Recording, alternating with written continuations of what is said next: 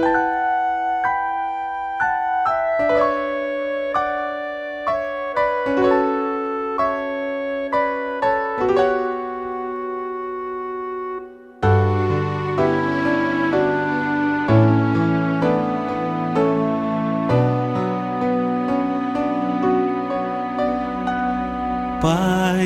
graça e a paz do nosso Senhor Jesus Cristo. Eu sou o pastor Fábio, do Ministério Cristão Gileade, e esta é mais uma aula da nossa Escola Bíblica Dominical. Hoje é o último dia do ano, é a virada do calendário romano, onde encerramos o ciclo de 2023 e iniciaremos o ciclo de 2024. São inúmeras expectativas. O que será que esse novo ano de 2024 nos reserva? O que eu tenho a temer? O que devo esperar? Quais estratégias eu devo adotar para vencer nesse novo ano? Com isso em mente, o Núcleo de Intercessão do Ministério Cristão Gileade tem um convite especial para você começar 2024 da melhor maneira possível. A graça e a paz do Senhor Jesus, igreja. Eu sou a Jane e juntamente com o Núcleo de Intercessão do Ministério Cristão Gileade, queremos fazer um convite especial para você. Nós faremos no período do dia 1º a 12 de janeiro uma consagração de 12 dias. E vai funcionar assim. Durante os primeiros 12 dias de janeiro de 2024, nós enviaremos um roteirinho de oração para que você apresente ao Senhor suas vidas, seus familiares, seus meses, planos e sonhos, e cada dia representará um mês do ano. E este propósito será enviado via WhatsApp. Serão dias de entrega sincera e profunda a Deus que farão a diferença ao percorrer o ano que se inicia. E começa agora, dia 1º, e contamos com a sua participação. Deus os abençoe.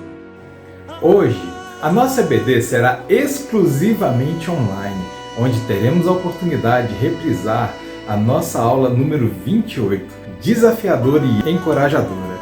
Deus nos chamou para frutificar. Deus nos chamou para permanecermos firmes e inabaláveis. Deus nos chamou para mergulharmos em águas profundas. Nós confiamos na promessa de Deus feita ao profeta Daniel, de que o povo que conhece o seu Deus se tornará forte e fará proeza. Que o Senhor fale profundamente ao seu coração nesta manhã. Boa aula.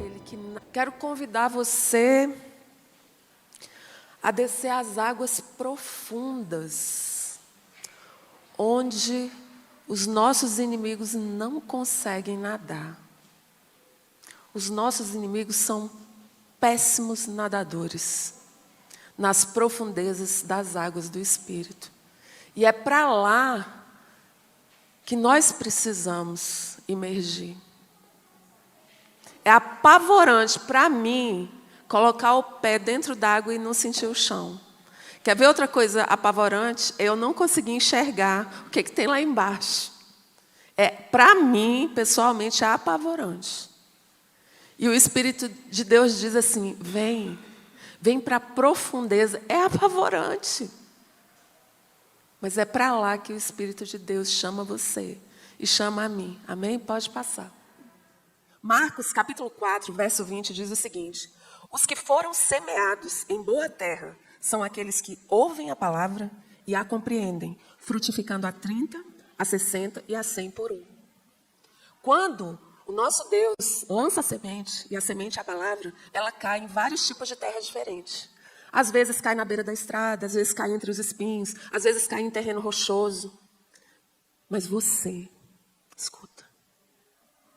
escuta, você é a boa terra. É isso que o Espírito Santo, você que tem ouvidos para ouvir. O Espírito de Deus quer que você compreenda. E você vai compreender, amém? Ao ponto de frutificar. E não vai ser um por um, não. Você vai frutificar a 30, a 60 e a 100 por um. Não sou eu que estou dizendo. É o Espírito quem diz por meio da palavra. Você precisa crer. Você precisa crer. Se você ouvir a palavra e compreender, não é fácil compreender. Porque não é uma questão de inteligência. A Bíblia diz que nem mesmo os loucos errarão o caminho. Não é fácil compreender porque não é uma questão de capacidade intelectual. Para compreender, você precisa ser uma terra arada, afofada. E quando passa aquele tridente na terra, dói demais. Mas para compreender de fato, a sua terra tem que estar arada. A sua terra tem que sangrar. Porque senão você fica muito distraído. Com espinhos, com pedras. A sua terra é muito dura para uma semente entrar. Mas assim diz o Senhor nessa manhã, por meio da sua palavra. Seja você uma terra boa. Uma boa terra, onde a semente entre, ao ponto de germinar. Você precisa ouvir e compreender. Em nome de Jesus. Ó Deus Todo-Poderoso. Se o Senhor não explicar, quem é que vai entender? Eu passei tanto tempo sem entender. Mas o Senhor é poderoso para fazer essa semente entrar e morrer dentro de você ao ponto de germinar e frutificar. Frutificar. Amém? Pode passar. Todo aquele, pois, que ouve estas minhas palavras e as pratica, será comparado ao homem prudente que edificou a sua casa sobre a rocha. Caiu a chuva, transbordaram os rios, sopraram os ventos e deram com ímpeto contra aquela casa, que não caiu, porque fora edificada sobre a rocha. Gente, para quem está assistindo a escola bíblica dominical desde o começo, não é disso que temos falado? Agora veja, o que o Espírito de Deus diz para você nessa manhã, por meio da sua palavra. Aquele que ouvir e compreender. Aquele que ouve e pratica. Amados, muitas vezes nós ouvimos, não compreendemos e por isso não praticamos. Mas muitas vezes nós ouvimos, compreendemos, mas não praticamos. Ah, mas eu sou crente há 30 anos. Eu vou à igreja religiosamente aos domingos. A minha Bíblia está aqui debaixo das minhas axilas, como um bom desodorante, mas não está dentro do meu comportamento. E é por isso que mesmo você sendo crente há 150 anos, até realizando alguma obra na igreja, por você não praticar aquilo que você ouviu e até compreendeu, quando a chuva vem com ímpeto, quando as enchentes vêm, a sua casa se esborracha no chão e grande é a sua ruína. Mas por que isso está acontecendo comigo? Porque você usa a Bíblia de desodorante. Você não come a Bíblia. Ela não faz parte do seu sangue. Ela não corre nas suas veias. E quando você é provado nas provas pelas quais você tem que passar, você é reprovado. E você não colhe os frutos da boa semente que foi plantada em você. Acabou a aula. Acabou. Pode ir embora. Mas nós vamos repetir isso de várias maneiras diferentes até você entender. E entendendo, você vai ser exortado a praticar. Para que você frutifique. Não é 1 por 1, não. É a 30, a 60 e a 100 por 1. Amém? Pode passar. Olha para você. É só um pedacinho. Uma vez eu fui me descrever para o meu filho e ele começou a rir. Eu falei, você não está me enxergando? Você não está me vendo? Eu estou toda armada. Será que você tem olhos para me ver? Não tem um pedaço de mim que não esteja coberto por uma couraça de aço eterno, do reino eterno. Você não está vendo o tamanho do meu coturno? Eu acho que ele ficou imaginando aqueles personagens de anime. Assim é você. Passa a se enxergar os olhos do Espírito, amém? Porque quanto mais você mergulhar nas águas profundas, mais paramentado para qualquer tipo de guerra você vai estar. Aí o problema não é mais a guerra.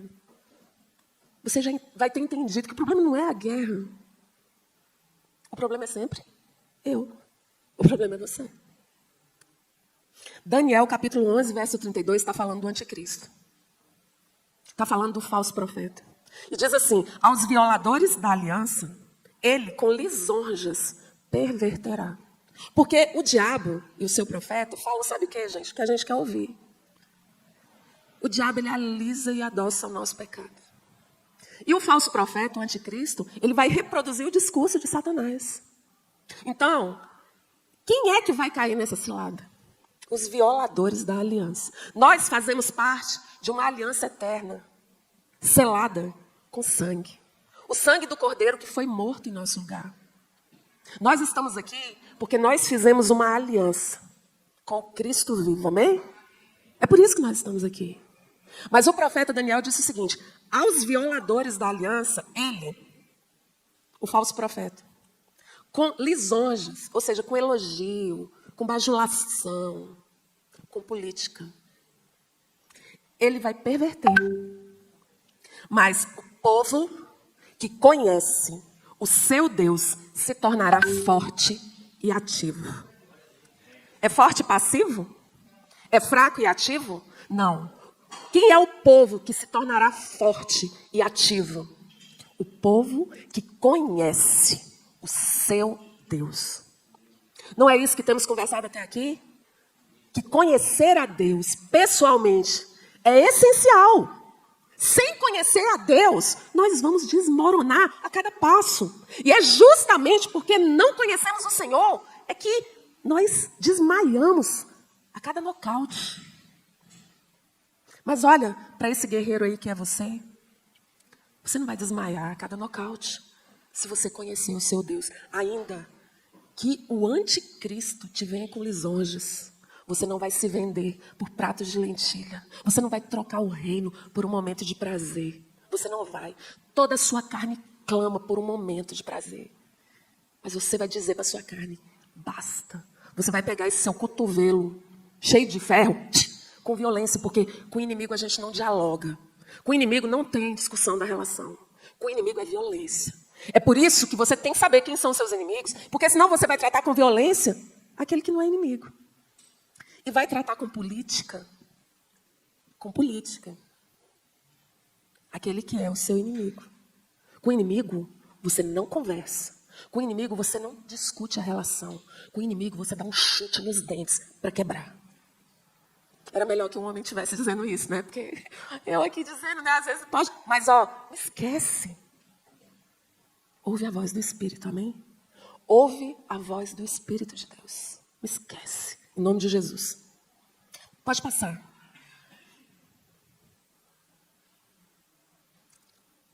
É assim que eu me sinto. É assim que eu me sinto. Mas não é porque eu tenha força em mim mesmo. É assim que eu me sinto a cada vez que eu sou convencida de quão fraca eu sou. E quanto mais eu tenho certeza de quão fraca eu sou, eu deposito toda a minha esperança e confiança no único que é forte. E quanto mais eu deposito a minha confiança nele, é impressionante. Ninguém vê. Mas é isso que eu sou. É isso que você é chamado a ser.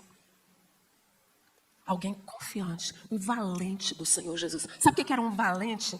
Um valente era aquele guerreiro que ia na linha de frente com o rei para a batalha. Era o valente de Davi. Tem lá o nome de cada um dos valentes de Davi. Você é um valente do Rei dos Reis. É para isso que você está sendo treinado. É para isso que você está sendo forjado. Ontem nós tivemos aqui o chá de panela de um casalzinho, uma coisa mais linda. Foi muito divertido. Foi muito legal. E aí, as mulheres ao meu lado ali conversando sobre o relacionamento conjugal. E aí falamos como que as noivas entram no casamento com uma visão tão romântica e não lhes é apresentada a realidade da vida. Basta olhar os memes aí nas redes sociais. Aquelas contas de namoro, noivado e casamento, muitas vezes falam assim, as de namoro, né? Vai aparecer uma pessoa na sua vida que vai te fazer esquecer todos aqueles canalhas que cruzaram o seu caminho. Ninguém avisa para a princesa. Ó, você está casando, esse príncipe é lindo, ele é maravilhoso, ele é um tesouro do Senhor para você. Mas ele é de carne e osso que nem você. Você é uma princesa, você é linda, mas você não pisa na bola? Eu não. Sério? Você é a única que não pisa na bola na face da terra todinha. Porque eu não conheço ninguém. Mas eu não conheço tanta gente assim. A Bíblia diz que não conhece ninguém que não pisa na bola.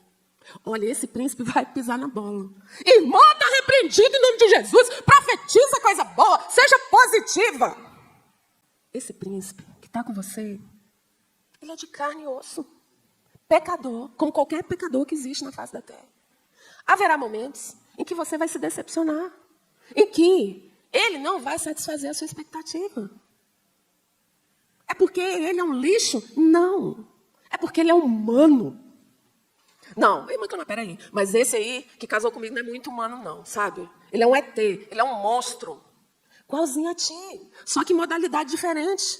Porque você também não vai satisfazer todas as expectativas dele. E o casamento, ele não é só para você realizar os seus sonhos e ser eternamente feliz, né?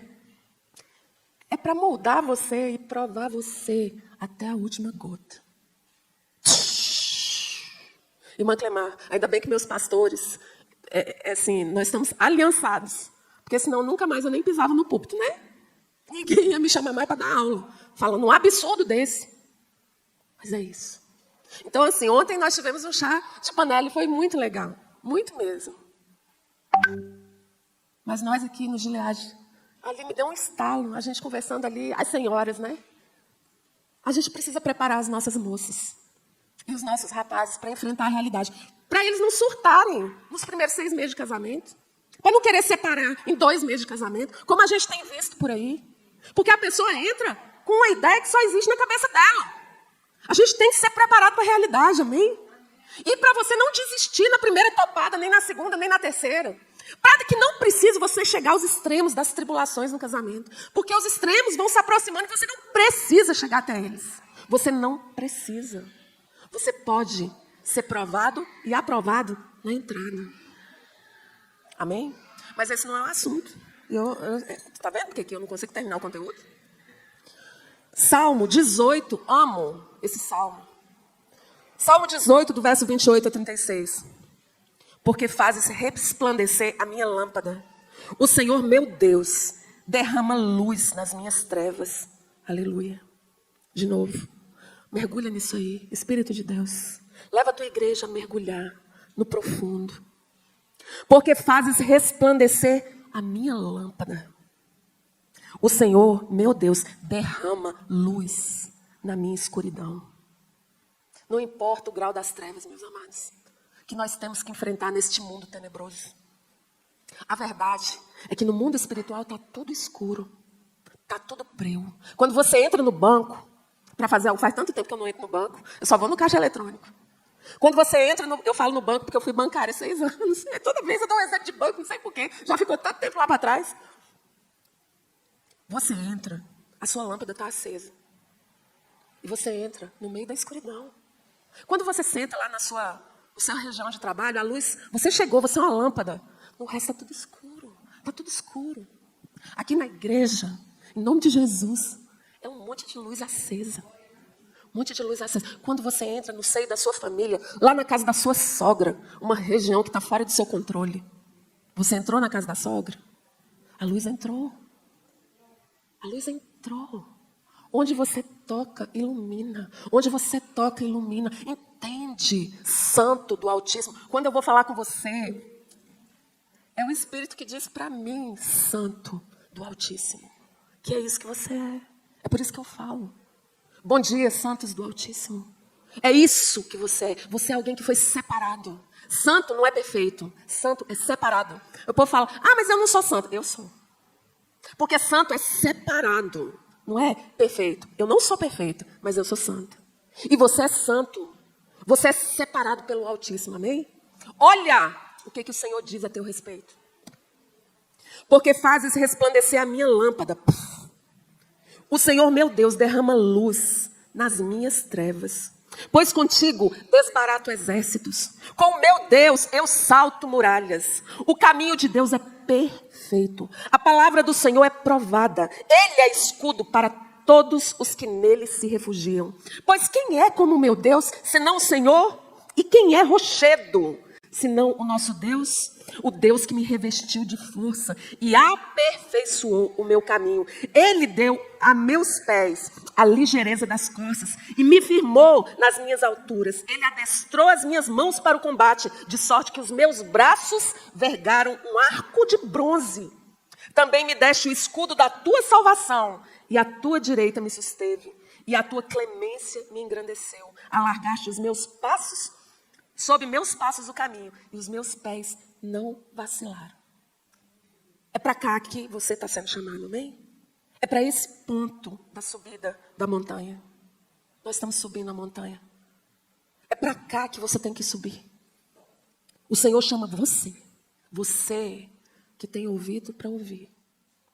Que o Espírito de Deus te faça compreender, até praticar. E você pratique até frutificar, a 30, a 60 e a 100 por 1. Você não está competindo com ninguém. Você não está competindo com ninguém. É você e Deus e só. Nem com o diabo você não está competindo. É você e Deus e só. Pode passar. Vem descer as águas profundas, onde os seus inimigos não conseguem nadar. Amados, deixa o neném chorar. Todo neném tem o direito de chorar. E você tem a obrigação de se concentrar, amém? Eu tive meus 3 meninos e chorava. Eles chorando e eu também, né? Mas eu aprendi a me concentrar com o choro de menino. Eu que me desconcentro com qualquer coisa. Menino tá ali, barulho de menino não me incomoda. Vem pra cá. Deixa o neném chorar, amém? Quem são seus inimigos? Nós já falamos isso em aulas anteriores. Se você tiver dúvida, você volta lá nas aulas anteriores. Você tem 3 inimigos só. E a sua cunhada, nem de longe. Minha cunhada está aqui. A sua cunhada, nem de longe. Não é você não, tá? Nem a outra, tá bom? É só um exemplo. A sua cunhada, nem de longe, é a sua inimiga. A sua sogra, o seu chefe. Seus pais, seus filhos, seus irmãos, sua irmã, seu irmão, não são seus inimigos. Aquela diaba doida que tu tem vontade de quebrar os dentes dela. Ai, falei. Ela não é sua inimiga. Aquela falsa. Aí tu descobriu que ela não era aquilo que ela dizia que ela era. Ai, Jesus, me ajuda, né? Não é sua inimiga. Você só tem 3 inimigos. O diabo. Qual é o outro? Tem gente aqui que já sabe de qual. Você tem 3 inimigos. O diabo, o mundo e a carne. A gente não entende o que é carne. Aí você coloca no lugar de carne, eu. Resumindo, é isso. Mas nós vamos meter a faca na carne até compreender. Compreender até praticar. Praticar até frutificar.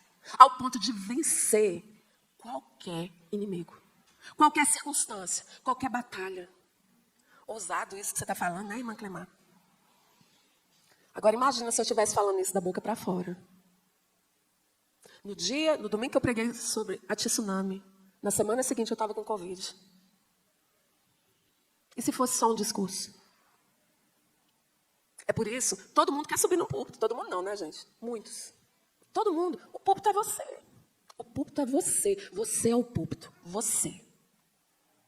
Você é provado naquilo que você reprova. Escuta. Você é provado naquilo que você reprova. E a plateia que assiste você, não é esse pessoal que você quer impressionar, não. A plateia que assiste você é só miríades de demônio esperando a chance de te pegar pela goela e os anjos do Senhor torcendo para a tua fé não vacilar. A plateia celestial é que é a sua plateia. E você aí gastando suas pestanas, tentando impressionar fulano. Bora subir a montanha, amém? Bora mergulhar mais fundo. Vamos para uma dimensão totalmente diferente dessa que o olho natural consegue enxergar. Vamos enxergar aquilo que só o olho espiritual consegue enxergar. Amém? Pode passar. Nossos inimigos não sabem nadar nas profundezas do Espírito. Passa. Nossos inimigos sequer discernem o Espírito. Seu entendimento não passa da superfície. Ó, entende? O diabo, comparado a você, ele é muito poderoso. Ele é inteligentíssimo e ele é um cientista. Ele está analisando o ser humano desde que o ser humano foi criado. Ele já sabe onde beliscar. E ele estuda você desde o dia que você nasceu. No dia que você foi gerado lá dentro da barriga da sua mãe, se ele pudesse, ele te matava. Sabe por que o diabo não te mata hoje? Não é porque ele não quer, ele quer. É porque ele não pode. O diabo não pode matar você agora. Ele só pode te matar se Deus autorizar. Porque você entregou tudo. Ou não entregou? Tudo que se chama pelo teu nome é chamado pelo nome de Jesus. Para chegar em você, o diabo tem que passar por Jesus. E comparativamente a Jesus, o diabo é menos que um protozoário. Comparativamente a você, ele é um gigante. Você não pode subestimar a inteligência, a sagacidade e a insistência de Satanás. Você precisa reconhecer seu inimigo. Eu quase não assisto filme. Qualquer filme que você perguntar, provavelmente eu não assisti. E eu só lembro dos filmes velhos antes de eu ficar atolada entre a faculdade e o trabalho. Porque depois disso eu só queria dormir. Mas eu lembro do Exterminador do Futuro, lá do século retrasado. Sabe aquele primeiro lá, que eu nem me lembro direito das cenas? Aí o olho dele não tinha aquele negócio de... Você precisa reconhecer o seu inimigo. O diabo, em relação a você, ele é um ciborgue. Nem existe mais ciborgue, agora é outras coisas aí que eu sei lá o que é. Mas em relação ao nosso Deus, gente, lá em Apocalipse está dizendo assim, que quando tudo acabar, o povo vai olhar para Satanás e vai dizer assim, era esse que debilitava as nações? Sério? Era esse aqui que debilitava as nações? Nessa época, eu e você vamos estar com o corpo glorificado. Nessa época, nós seremos reis e sacerdotes eternos, de eternidade em eternidade. Nós nem sabemos direito o que significa de eternidade em eternidade. Aí você vai enxergar, de fato, no todo, você vai conhecer quem é o diabo da perspectiva de Deus. Nossos inimigos não conseguem nadar nas profundezas do Espírito. O diabo pega o crente mais furreca dessa igreja aqui. O mais mequetrefe. O que não leu nem meio versículo da Bíblia. Que não sabe nada. Esse, minúsculo, ele tem uma coisa que nem 150 mil demônios juntos tem. Ele tem o Espírito Santo morando dentro dele. Pega o crente mais fraco do mundo, que não pode ver o B de bar, que já está sonhando em ficar lá dentro. Que cai em toda sorte de pecado sexual. Ele é nascido de novo. Ele tem uma coisa que o próprio Satanás, o príncipe dos demônios, não tem. Ele tem o Espírito Santo. Então, ele tem o potencial de ver aquilo que nem o diabo, com todo o esforço, inteligência e poder que Deus lhe deu. Sem o Espírito de Deus, ele é um destruído, um derrotado. A pessoa mais endemoniada que tem é o diabo. Sabe quem que tem mais insônia? É o diabo. Ansioso, desesperado. O bicho não dorme, o bicho não sossega. O tempo dele é curto. Por quê? Para nós, 2000 anos é uma eternidade. Jesus disse que os últimos dias começaram ali. Mas o nosso Deus está acima do tempo. O diabo está preso no tempo. Nós estamos presos no tempo se andarmos como homens naturais. Mas se andarmos como homens espirituais, o Senhor nos leva acima do tempo. O tempo é curto. Nós estamos nos últimos dias. O diabo está endemoniado, desesperado. Ele não entende as coisas do Espírito. Mas você, crente fraquinho, ânimo! Ânimo! Você ainda pode entender muito mais do que o inferno inteiro em sindicato organizado. Pode passar. Mateus capítulo 16, verso 23. Você acha que eu estou inventando isso, né? Eu não estou inventando. Eu estou falando só o que Deus diz. Jesus se voltou para Pedro e disse: afaste-se de mim, Satanás. Você é uma pedra de tropeço para mim.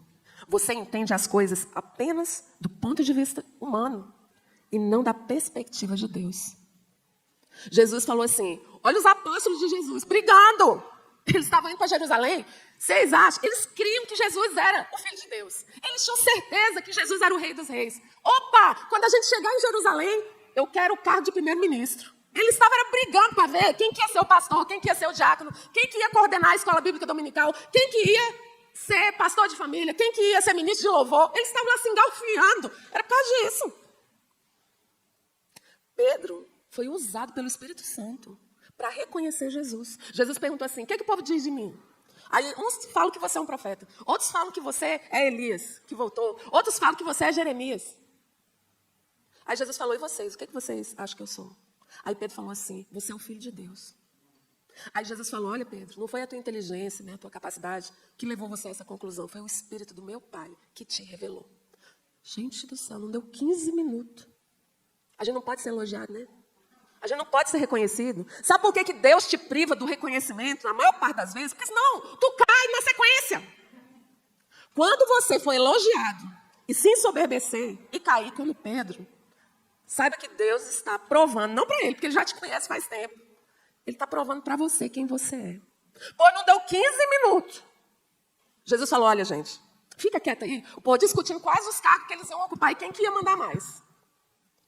Ó, gente, deixa eu dizer uma coisa para vocês. Nós vamos para Jerusalém e eu vou morrer. Eu vou morrer, mas fiquem tranquilos, porque eu vou ressuscitar no 3º dia. Vocês acham que eles ouviram? Eles não ouviram nada. Se ouviram, não entenderam. Eles estavam muito mais preocupados, entendeu? Na demarcação de Jerusalém, quem ia ficar com o quê? Diferente, muito diferente de mim e de você, né? Você está chateado, porque lá no seu trabalho, ninguém está enxergando o valor que você tem. E lá na sua família, não estão enxergando o valor que você tem. Rapaz, moça, fica chateado não. Vai piorar só um pouquinho. Nós vamos para Jerusalém e o Rei da Glória vai morrer. Era isso que Jesus estava falando, olha, eu vou morrer. Aí o Pedro, que estava com a bola toda, acabou de ser elogiado por Jesus. Eu sou um homem espiritual. Eu sei o que é e o que não é. O próprio Deus me reconheceu. Quando eu prego, a água para. Quando eu sapateio, Jesus me usa. Olha, Jesus me usa. Você sabia que o Espírito Santo me usa? Se vocês dois aí, que acabaram de entrar nesse rebanho, vou dizer para vocês, Jesus Cristo usa eu, entendeu? Ao ponto de Pedro, na sua ousadia, dizer assim, Jesus, você não sabe o que você está falando. Jesus, você está repreendido em nome de Jesus. Fala isso não, Jesus, de jeito nenhum, seja positivo. Que história é de que você vai morrer em Jerusalém? Isso não está certo não, diz que você vai triunfar em Jerusalém, diz que você vai reinar em Jerusalém, diz que você vai ser glorificado em Jerusalém, e eu contigo. E a resposta de Jesus, para trás de mim, Satanás, porque você me serve de escândalo, de pedra de tropeço, você me ofende. Quando você lê na Bíblia, escândalo, pedra de tropeço, anexa ofensa. Você me ofende, Satanás. Deixa eu te explicar uma coisa. Você não entende as coisas do Espírito. Você só entende aquilo que você aprendeu nos seus estudos científicos, desde que o homem foi criado. Compreender é difícil porque não é uma questão de intelecto. Compreender é difícil porque você precisa do Espírito de Deus. E um crente minúsculo tem o Espírito de Deus morando dentro dele, uma coisa que o diabo não tem. E é por isso que a gente vê coisas que nem o diabo vê. É por isso que quando ele tenta te pegar, quando ele percebe, foi você que pegou ele. É por isso que quando ele vem com uma faca para te furar no estômago, você vira a faca e mata ele. Se você tem ouvidos para ouvir, vem. Em nome de Jesus, amém? Bora. Próximo. 1 Coríntios, capítulo 1, verso 18 ao 25. Certamente, a palavra da cruz é loucura para os que se perdem. Mas para nós, os que somos salvos, é poder de Deus. Pois está escrito, destruirei a sabedoria dos sábios e aniquilarei a inteligência dos instruídos. Onde está o sábio? Onde está o escriba? Onde está o inquiridor deste século? Porventura não tornou Deus louca a sabedoria do mundo? Porque tanto os judeus pedem sinais, como os gregos buscam sabedoria. Mas nós pregamos Cristo crucificado. Escândalo para os judeus, loucura para os gentios. Mas para os que foram chamados, tanto judeus quanto gregos, pregamos a Cristo. Poder de Deus, sabedoria de Deus. Porque a loucura de Deus é mais sábia do que os homens. E a fraqueza de Deus é mais forte do que os homens. Quando saiu aquele filme A Paixão de Cristo, do Mel Gibson, todo mundo assistiu, crente e descrente, porque era o Mel Gibson. E era uma superprodução. E eu me lembro de um colega de trabalho que chegou para mim, um jovem, e sabia que eu era crente. Ele veio falar assim, vem cá. Poxa, não tem sentido. O cara foi morto como um transgressor. O filme todinho é açoitando o homem e o homem sangrando, açoitando o homem sangrando, xingando o homem, e o homem lá. Foi preso naquela cruz, os dentes tudo lambuzados de sangue. E aí morreu. E acabou. Eu falei, rapaz, eu não vou nem gastar meu tempo tentando te explicar, não. Eu vou orar por você. Porque não é uma questão de intelecto. Se você for analisar com o seu intelecto, ou com as suas emoções você vai chorar o filme inteiro. E vai continuar a mesma pessoa que você sempre foi. Um pecador convicto. Se você for analisar com o seu intelecto, você não vê sentido nenhum naquilo. Eu vou seguir esse cara aí. Esse cara aí é Deus. Não tem lógica. É por isso que é difícil. Porque para entender, para compreender, é por isso que as pessoas não praticam, elas não entendem. Você precisa do Espírito de Deus. Amém? Próximo. Para mergulhar nas águas profundas do Espírito, você precisa dos fundamentos da palavra de Deus. Senão, você morre afogado pela falta de conhecimento. Ó, te dizer uma coisa. Eu posso ter conhecimento intelectual da Bíblia e subir aqui no púlpito e pregar para vocês as coisas que estou pregando por mero conhecimento intelectual. O que acontece é que nós somos provados naquilo que pregamos. Você é provado naquilo que você prega. E eu vou te dizer uma coisa. Você não precisa estar aqui nesse púlpito, porque o púlpito é você. Você tem muitas lições para ensinar para os outros. Deixa eu te dizer. Não precisa subir aqui nesse púlpito, não. Você não precisa ser líder de coisa nenhuma. Você é líder da sua vida. Você é provado naquilo que você exige das outras pessoas. E pasme, você é reprovado. Uma reprovação atrás da outra. E você nem se dá conta disso. E é por isso que você, sendo provado e reprovado, você não colhe nem a 1 por 1, quem dirá a 30, a 60 e a 100. E aí você se pergunta, por que, Deus? Por quê? Por que isso está acontecendo comigo? A Bíblia canta a bola para você. Está tudo aqui para nós. Conhecimento intelectual não basta. Mas sem conhecimento você é destruído. Nós já estudamos isso nas aulas passadas. A Bíblia diz que é pela falta de conhecimento que o povo de Deus é destruído. É por isso que você precisa conhecer a palavra de Deus. Mas conhecer é pouco. Você precisa do Espírito para te dizer o que é que significa. Porque senão você vai concluir coisas que não são as conclusões de Deus. E você precisa das conclusões de Deus. Você precisa saber o que Ele pensa. Porque é Ele que acompanha você nesse caminho. Quem determina é o soberano. Nós vimos os atributos incomunicáveis de Deus. Ele é o rei de toda a terra. Ele é o soberano Deus. Ele está acima do tempo. Se você quiser bajular alguém, quem que você vai bajular? O presidente da república? O pastor da igreja? Você vai bajular o chefe da repartição? Se tiver que adular alguém, adule alguém que realmente tome as decisões. Adule a Deus. Agora saiba, Deus não se deixa vender, nem comprar. Deus não se deixa bajular. O diabo te acusa todo dia diante do trono de Deus. Agora deixa eu falar, o diabo não vai chegar no trono de Deus para blefar, não. Porque diante do trono de Deus ninguém blefa. Para o diabo chegar diante do trono de Deus para acusar, ele tem que estar falando pela primeira vez a verdade. Quando ele chega lá, ele usa a verdade para te destruir. Quando ele te acusa, ele não está blefando. Você precisa conhecer o seu Deus. Porque o povo que conhece o seu Deus se tornará forte e ativo. E como que você vai conhecer? Lendo a Bíblia e orando. Os meninos estão lá no Ministério Infantil. E eles aprenderam e aprenderão uma música que, se você não sabe, você precisa saber. Eu não desafio, porque eu sou uma excelente cantora. Vamos lá. Leia a Bíblia e faça a oração. Faça a oração. Faça a oração. Se quiser. Eu sou desafinada, mas eu tenho coragem. Seja corajoso. Amém? Amém? Próximo. Oséias, capítulo 4, verso 6. O meu povo está sendo destruído porque lhe falta conhecimento. E olha a sentença. Porque tu, sacerdote, rejeitaste o conhecimento, também eu te rejeitarei, para que não sejas sacerdote diante de mim, visto que te esqueceste da lei do teu Deus, também eu me esquecerei dos teus filhos. Olha, amados, nós não vamos aprofundar nessa passagem, mas as consequências das decisões de uma autoridade, elas são devastadoras. Se o meu pai fosse um perdulário que se endividasse, contumazmente, eu, não tendo culpa nenhuma disso, teria sofrido as consequências. Hoje eu tenho uma noção muito firme de controle financeiro. Vou te dizer por quê. Porque o meu pai tinha controle financeiro e ele me passou esse conceito. E ele me passou, não foi me dando aula, ele me passou com o comportamento dele. Você é chamado para ser rei e sacerdote. Você, se você não sabe, você vai julgar os anjos. O seu chamado é altíssimo. É muito maior do que essas coisinhas que você almeja por aqui.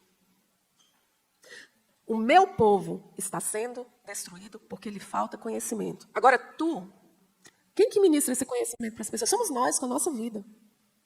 Nós é que somos os sacerdotes do Deus vivo. Nós, tendo conhecimento, ou seja, eu ouvi, eu compreendi, mas eu rejeitei. E qual é a prova de que eu rejeitei? Eu não pratico. A fé sem obras é morta.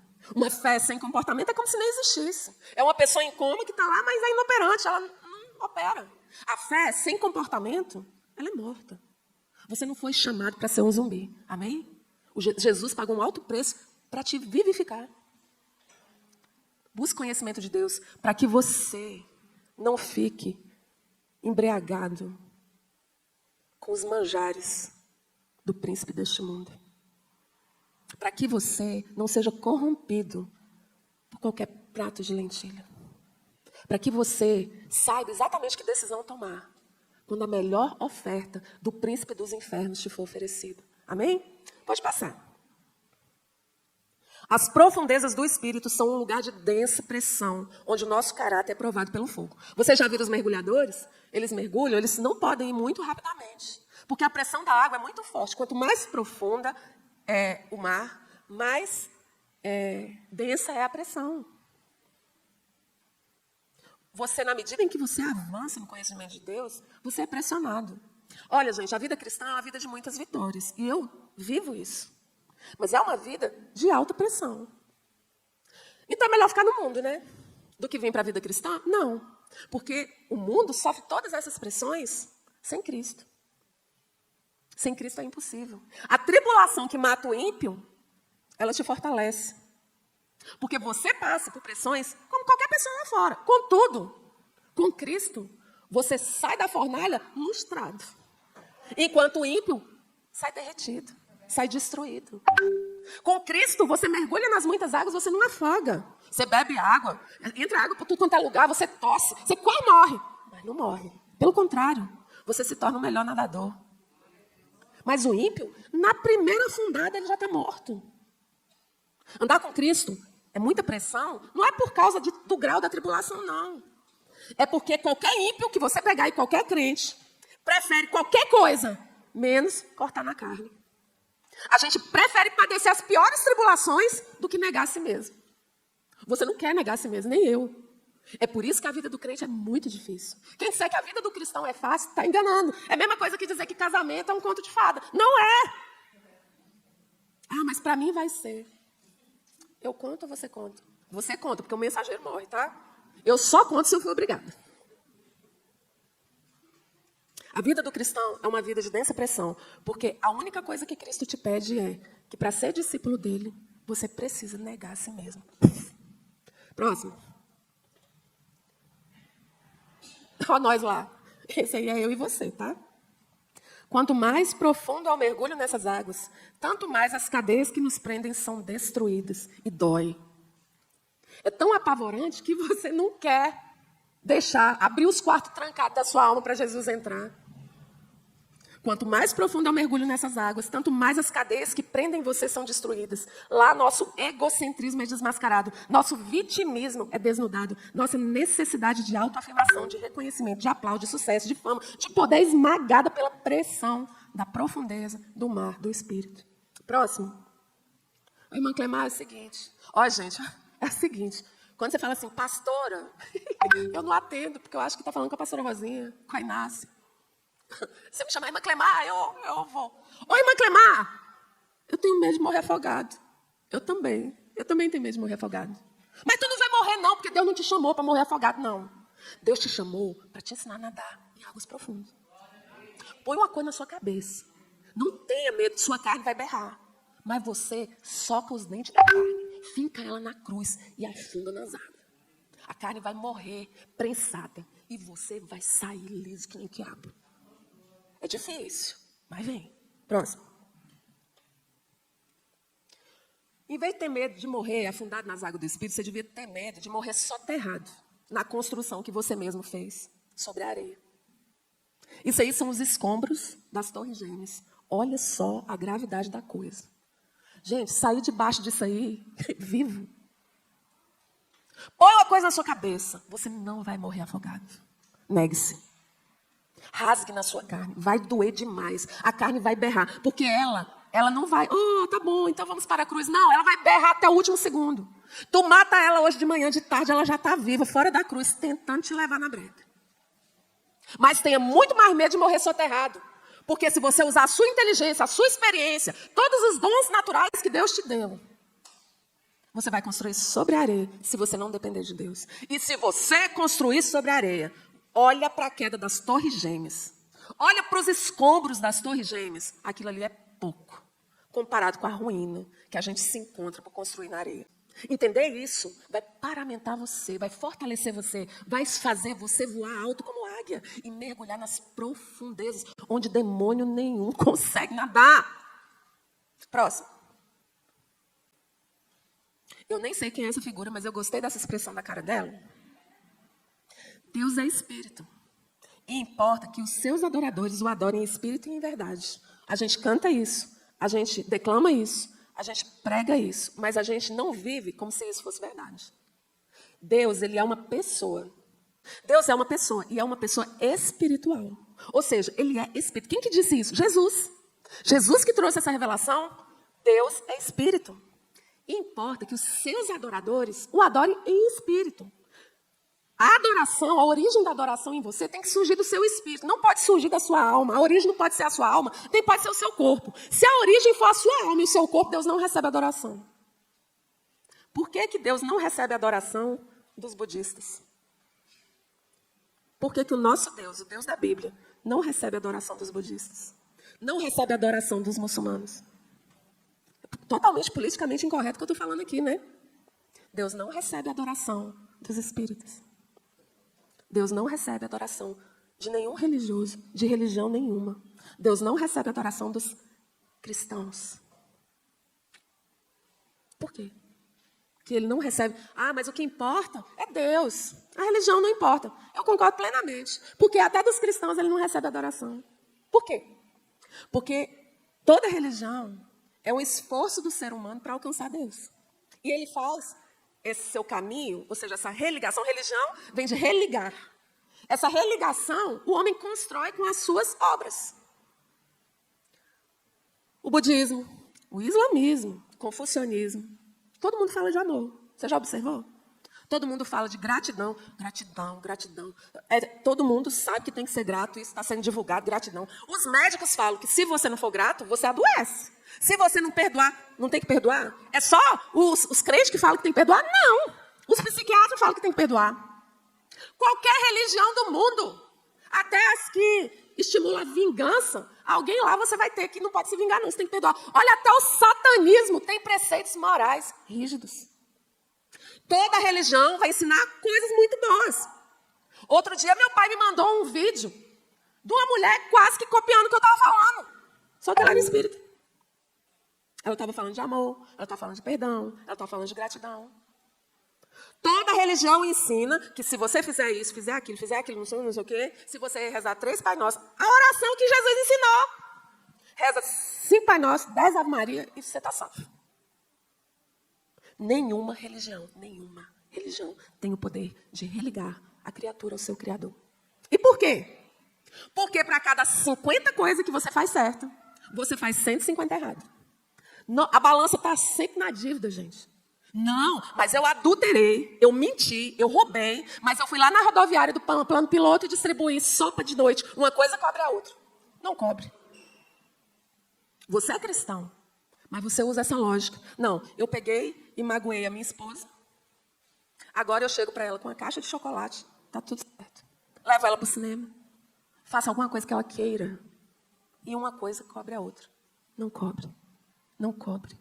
Quem é que vai conseguir pagar o preço do seu pecado?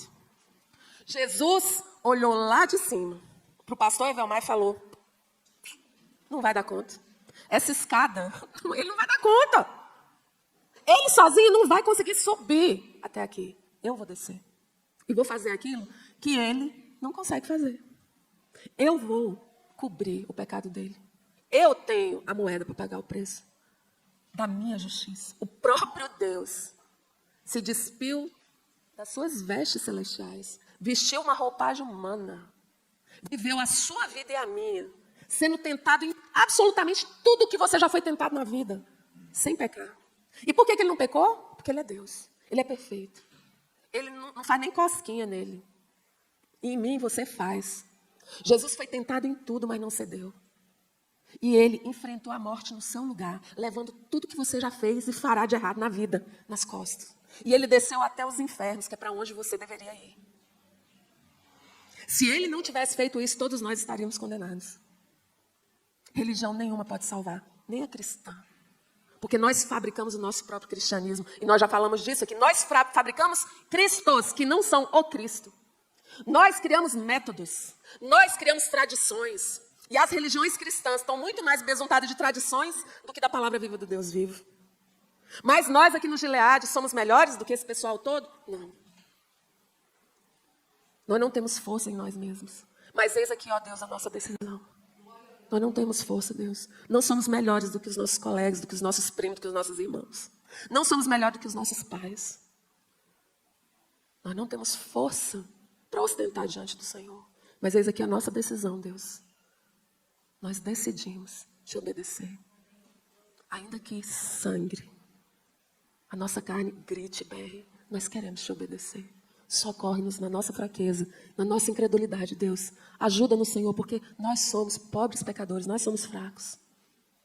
Não temos medo de reconhecer isso. Não estamos sendo negativos. Nós estamos confessando aquilo de que o Senhor tem nos convencido.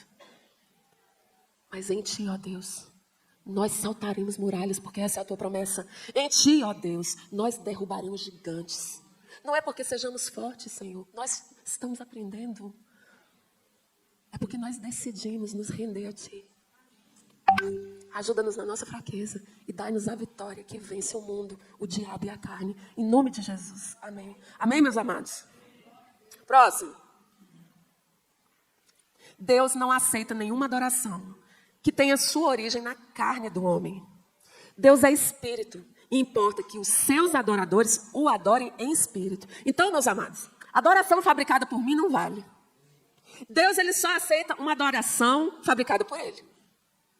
Deus, ele não aceita uma adoração que parta da sua barganha para com ele. Olha, eu vou fazer isso e você me dá aquilo. Eu vou fazer isso e você traz meu marido de volta. Eu vou fazer isso e o Senhor me faz prosperar nos negócios. Eu vou fazer isso. Dízimo não é moeda de troca. A Bíblia diz, e estes sinais seguirão os que creem.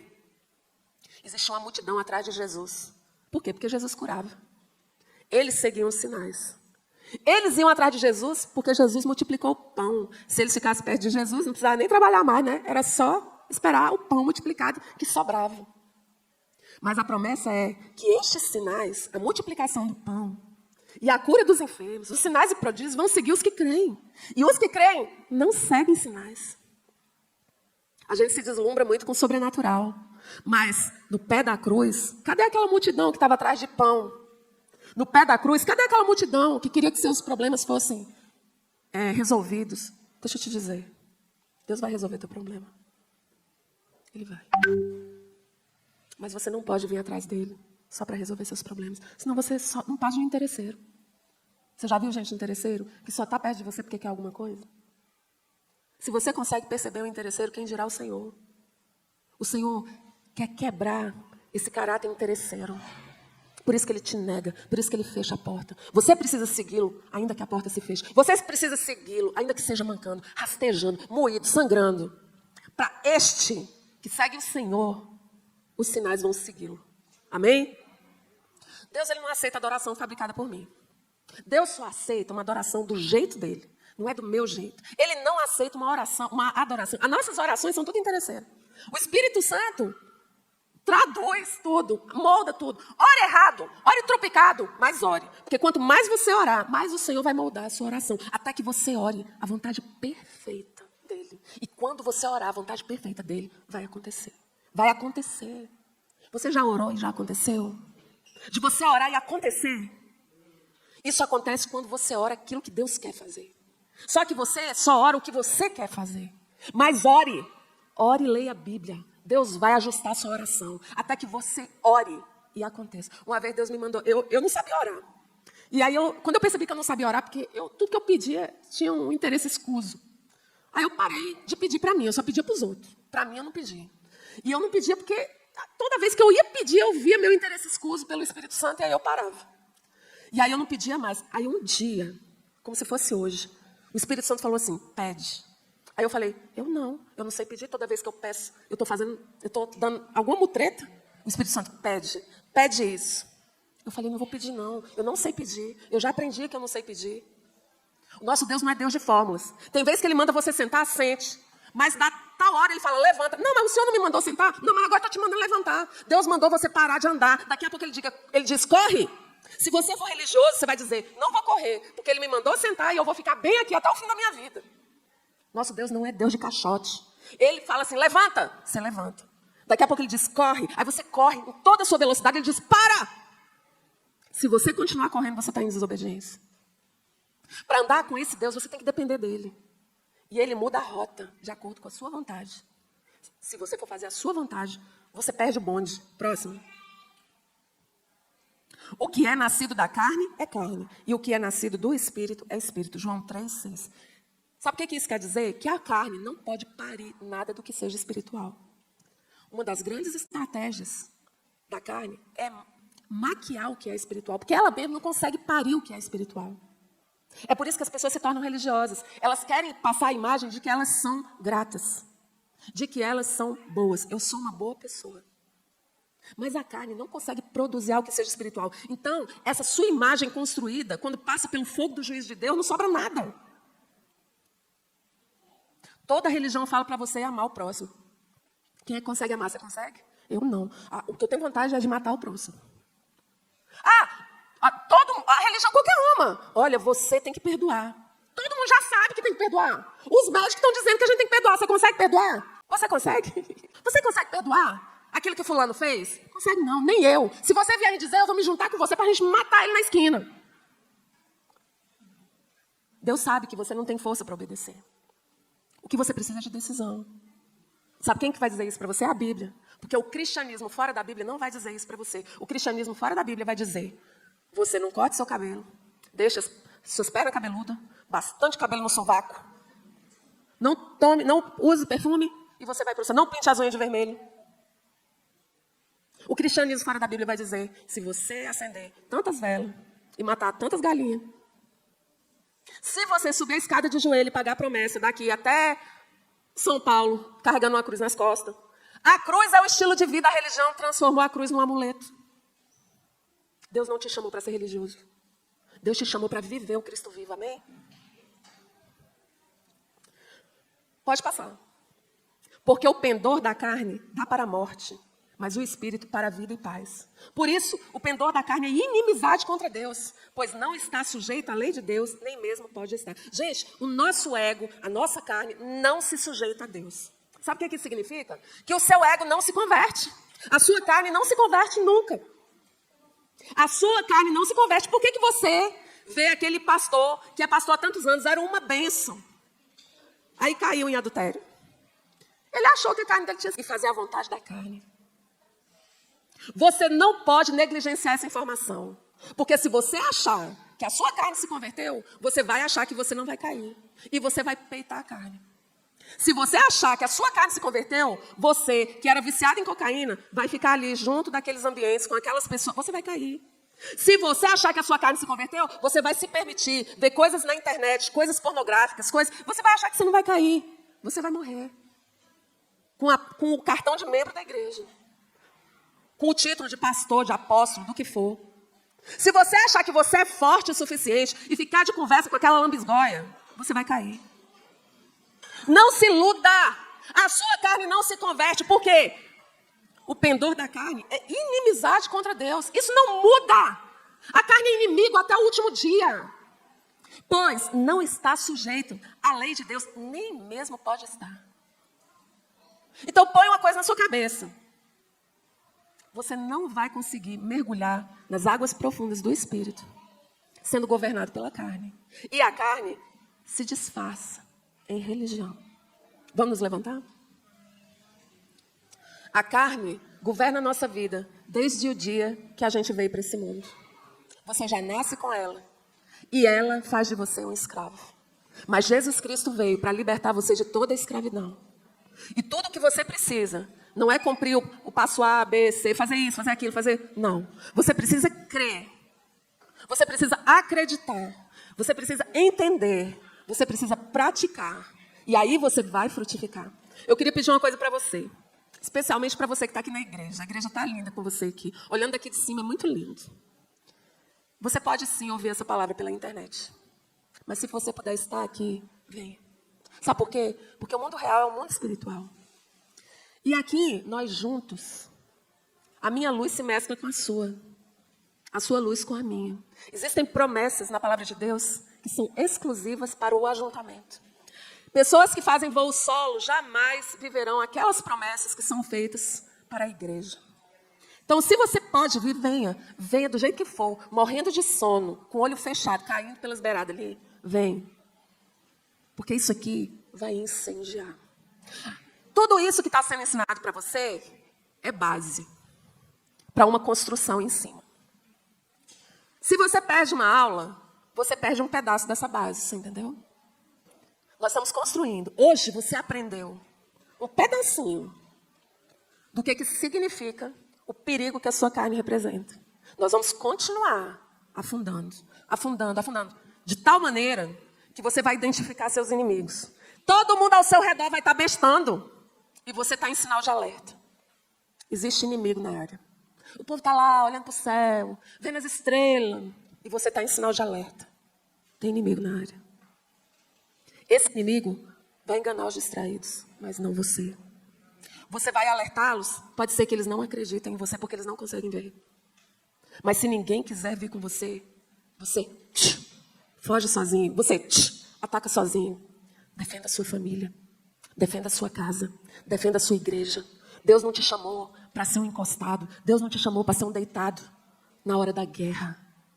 Defenda seus filhos, defenda as pessoas que você ama. E pasme, até as pessoas irritantes. Defenda-as. Mas se você fizer isso do seu jeito, vai desmoronar. Você vai ser fichinha os escombros das torres gêmeas.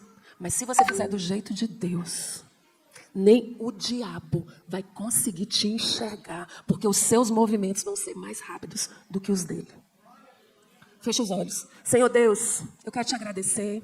Nós estamos construindo tijolo a tijolo. Nós estamos construindo conforme o Senhor tem dito para fazer. Senhor, nós não estamos confiando na nossa capacidade, nem no nosso poder. Todos nós aqui reconhecemos quão falhos somos. Mas, ó Deus, nós reconhecemos quem o Senhor é. O Senhor é o Deus Todo-Poderoso. O Senhor é o Rei dos Reis. Senhor dos Senhores. O Senhor manda. Quando o Senhor fala, tudo para. Tudo obedece à voz de comando do nosso Deus. E é o Senhor quem nos chama. Oh Deus, nós não precisamos ser amigos dos príncipes deste mundo. Nós não precisamos ser reconhecidos por essa plateia deste mundo. Não! Nós estamos olhando para o Senhor. Nós queremos ver o teu rosto, ó Deus. Nós queremos subir a montanha. Nós não queremos temer os relâmpagos. Não, Senhor, nós queremos ver o Senhor face a face como Moisés. Ó Deus, nós queremos mergulhar nas muitas águas, nas profundezas sem nos afogar. Nós queremos voar alto, Senhor, como a águia, ó Senhor. Isso é impossível para nós. Mas não para ti em nós. Eis-nos aqui. Senhor, muda a nossa sorte. Muda a nossa história. Muda, Senhor, os nossos frutos. Muda, Senhor Jesus. Não nos deixe confiar em nós mesmos. Pai, perdoa os nossos pecados. Nós temos errado. Confiando em nós mesmos. Buscando atrair a atenção de pessoas insignificantes diante de ti. Pai, nós queremos atrair o teu olhar. Nós queremos atrair a tua presença. Senhor, nós queremos discernir a tua voz no meio da multidão. Senhor, são muitos os conselheiros na internet, na TV, nos filmes. É tanta gente me aconselhando, Deus. Eu preciso discernir a tua voz. Eu preciso ouvir a tua voz no meio dessa barulheira. Me ajuda. Peça ajuda ao Senhor. Fala, Senhor, me ajuda. Me ajuda. Me ajuda, Jesus, me ajuda. Me socorre, Jesus, me ajuda. Eis-me aqui. Em nome de Jesus, amém.